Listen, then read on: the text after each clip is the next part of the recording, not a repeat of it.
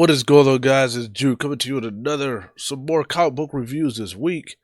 I have one new one that I just read this week, and I have one that I read last week. As you can see in the background, Skybound is going to be this one, this episode, I guess you could say, of my comic book reviews, because I am continuing to go through all of the new Skybound editions, such as Transformers, Duke, and Cobra Commander. So we know that these books are now with Skybound through Image Comics, and ever since the transition, I've been keeping up with them. I haven't missed a beat.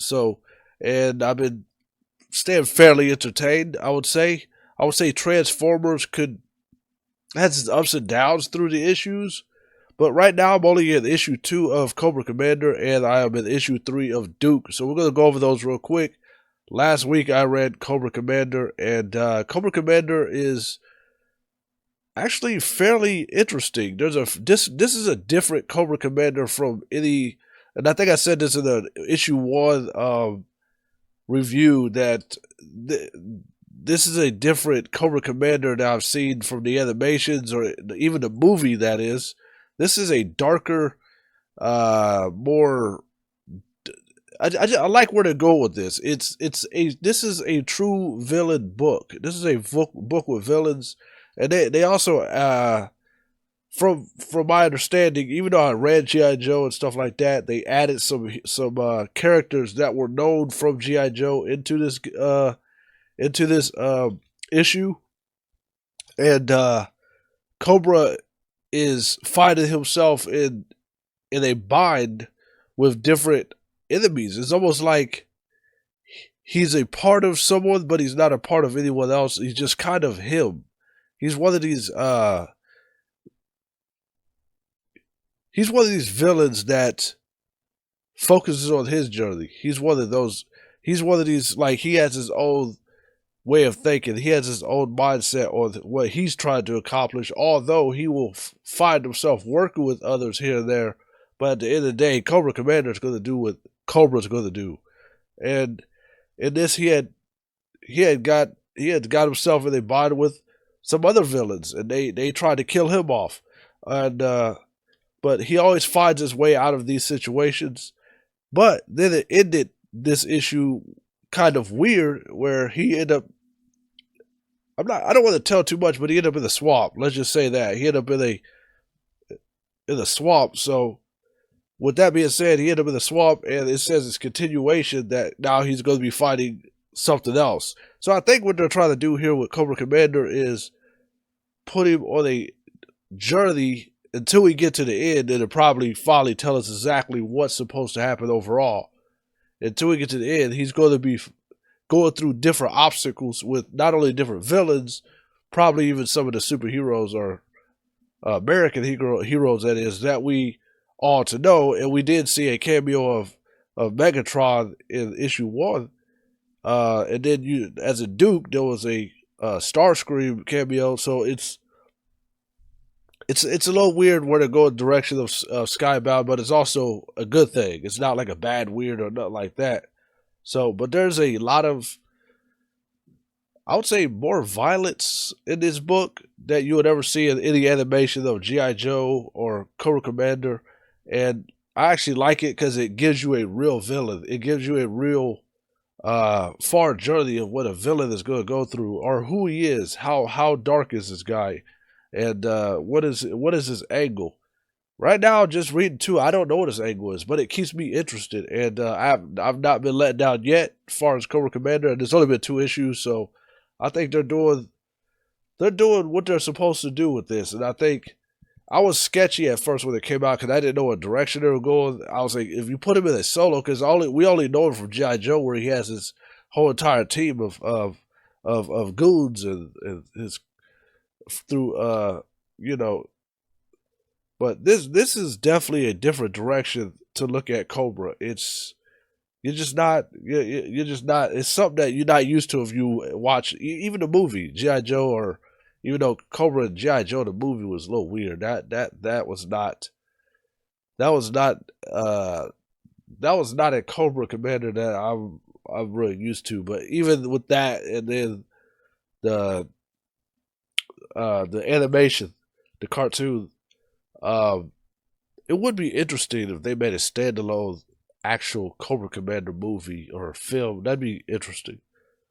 All right, so all right, continuation with the Skybound, the new edition of Skybound Duke, issue 3. I just read this. After issue 2, he got captured by some of his old colleagues because of what they believed he was involved in, and he's locked up with his partner, and then I knew from the start. I knew from the start that there was something going on here with the woman that he ran into, Baronis, in issue 2, but there was more to it, and again, I'm a little foggy on all of every character that was in G.I. Joe. I was more of a Transformers kid. Although G.I. Joe came on every day and we read it, I'm still foggy on so many characters, and I'm still playing catch up with a lot of the characters. It's just like what I was saying, like when I was watching Thunder or reading Thundercats, it was leaving me like, I'm still, even though I watched it, like people like I grew up, I watched that, but yeah, I watched it. That's the only thing I can say. I can't say I knew each and every character and what their role was. So I am playing catch up. Of course, I knew Duke, Cobra Commander, a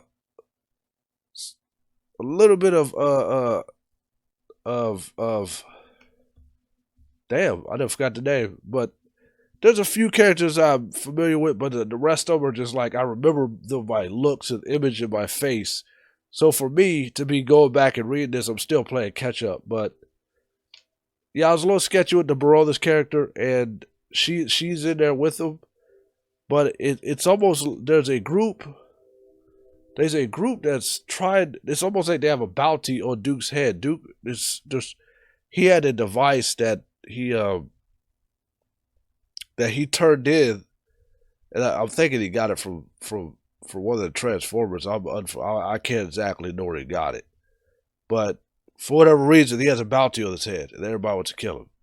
That's basically why he's in the situation he's in. That's why he's looking all tore up and worn out in issue 1 and issue 2, because he's getting himself out of a situation. So, yeah. So, but this one more focused on him exposing Baronis, like, yeah, I know who you are. Don't act like we don't know you. And she said we shouldn't be locked up, and he just trying to just chill, like whatever. They're gonna take care of us. We're in this situation. I'm not gonna do anything stupid. But then the ops came to see him, and then all hell broke loose. And then that's when they had to start collaborating and working together and get themselves out of that situation. So right now it's fairly good. I'm not complaining. I'm looking to see how all of this ties together. I'm trying to see what direction Duke is going in. I'm trying to see what direction that Cobra Commander is going in. And then I'm trying to see how they even end up colliding with each other. Even Transformers, I'm trying to see how they collide with that as well, just because of all the references and the cameos and stuff like that. So, but I'm going to keep reading this. I don't know if I can't say for sure we'll keep doing reviews on each issue, but when I get to the end, I'll have my final verdict on this series. I didn't see exactly how many issues is going to be in the series. I think it's maybe 6 for Duke and Cobra. But I'll have my final verdict with that. But I'm still into it. I'm still into it. So I'm gonna keep reading these and see what happens.